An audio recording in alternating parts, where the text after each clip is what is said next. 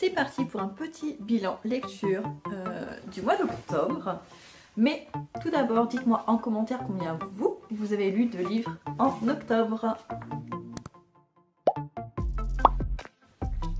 Alors, me concernant, j'ai lu 11 romans.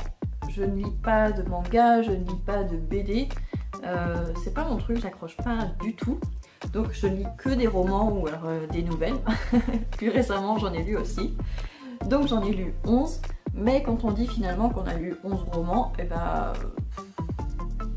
ça donne pas la même chose si on lit des romans de 100 pages que si on lit des romans de 800 pages. Donc du coup maintenant, je compte aussi en termes de pages et ça correspond à 3794 pages. Donc on va arrondir à 3800. À quelques pages près, ça passe.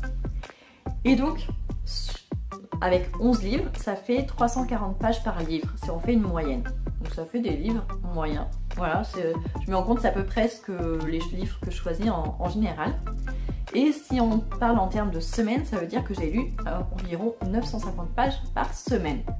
Ce qui équivaut à un énorme pavé, en fait.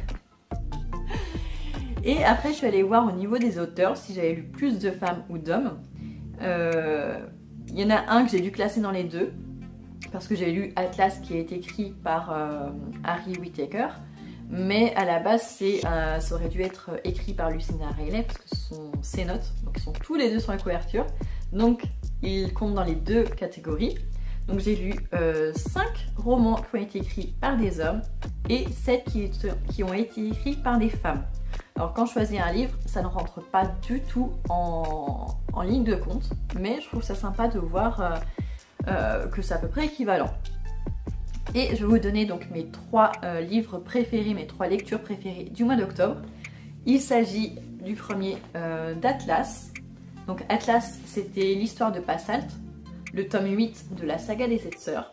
Alors on peut pas dire qu'il était exceptionnel, mais rien que le fait que ce soit le dernier, et qu'il ait coché toutes les cases de ce que je voulais trouver dans ce tome-là, et ben je trouve qu'il mérite sa place dans les trois meilleurs du mois. Voilà, c'était une très bonne lecture. Ça se lisait très bien et franchement, il était très agréable. Ça clôt la saga d'une manière très élégante et tout à fait satisfaisante. Ensuite, j'ai également beaucoup aimé le roman de Morgane Audic, De bonnes raisons de mourir. Je vous en avais parlé dans un journal de lecture. Ça se passait en Ukraine, notamment autour de Kiev, de Pripyat et de Tchernobyl.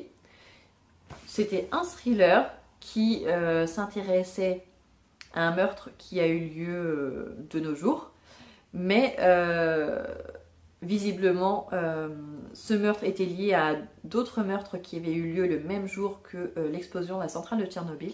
Et donc on avait une double enquête comme ça dans le présent et dans le passé, qui se passait à la fois en Ukraine et aussi un petit peu en Russie. Et on nous parlait vraiment beaucoup de géopolitique.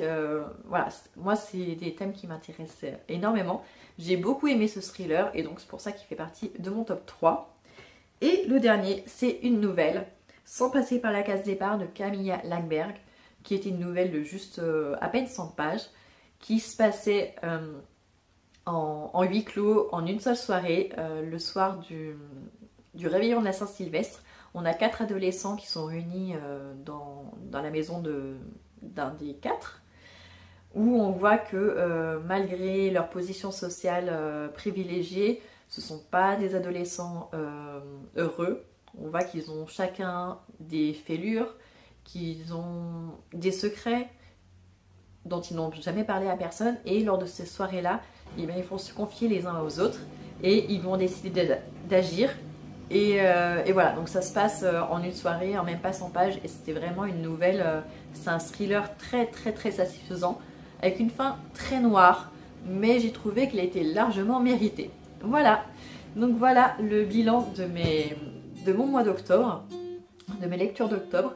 Donc dites-moi en commentaire le nombre de livres que vous avez lus et surtout si vous deviez choisir votre meilleure lecture d'octobre, je vous laisse me le mettre en commentaire et je vous dis au mois prochain pour un prochain bilan. Ciao.